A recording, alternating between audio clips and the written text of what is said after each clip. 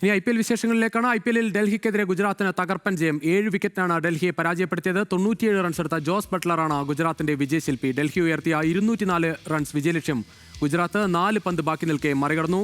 Sports ഡെസ്കിൽ നിന്ന് ഖിലാഫ് അഹമ്മദ് ചേരുകയാണ്. ഖിലാഫ്, ജോസ് ബട്ട്ലറിന്റെ ഒരു വെടിക്കെട്ടാണ് കണ്ടത്. തീർച്ചയായും രുജീഷ്, ഇന്നത്തെ ഈ ഗുജറാത്ത് ഡൽഹി പോരാട്ടം ഒരു അത്യന്തം ആവേശം നിറഞ്ഞ അവസാന ഓവറിലേക്ക് നീങ്ങുകയായിരുന്നു. ഈ ഒരു സീസണിൽ നമുക്ക് എടുത്തു പറയേണ്ടത് മറ്റൊരു കാര്യം, ഡൽഹി ഒരു ജയം തുടർ ജയങ്ങൾ മോഹിച്ചുകൊണ്ടായിരുന്നു ഈ ഒരു മത്സരത്തിന് കൂടി ഡൽഹി ഇന്നിറങ്ങിയത്. എന്നാൽ അതിനെ വെല്ലുന്ന രീതിയിലായിരുന്നു ഇന്ന് ഗുജറാത്തിൻ്റെ മികച്ച പ്രകടനം നടത്തിയത്. ആദ്യം ബാറ്റിങ്ങിന് ഇറങ്ങിയ ഡൽഹി 203 റൺസ് നേടിക്കൊണ്ടായിരുന്നു ഗുജറാത്തിന് 204 റൺസിൻ്റെ വിജയലക്ഷ്യം ഉയർത്തിയത്. എന്നാൽ ഇത് അനായാസം മറികടക്കുകയായിരുന്നു ഗുജറാത്ത്.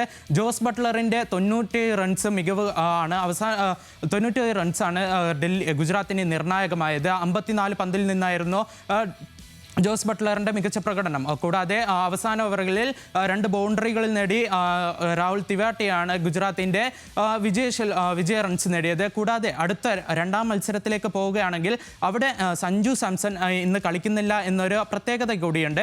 മലയാളി താരങ്ങളായ സഞ്ജു സാംസൺ ഇന്ന് ഇറങ്ങുന്നില്ല. കാരണം കഴിഞ്ഞ മത്സരങ്ങളിൽ പരിക്കേറ്റതാണ് ഇന്ന് സഞ്ജു സാംസൺ കളിക്കാത്തത്. കൂടാതെ ഒരു അത്യപൂർവ നേട്ടത്തിനും കൂടി IPL ചരിത്രം കുറിക്കുകയാണ്. 14 വയസ്സുകാരനായ വൈഭവ് സൂര്യവംശി ഇന്ന് കളത്തിലിറങ്ങാൻ സാധ്യതയുണ്ട് രുജീഷ്.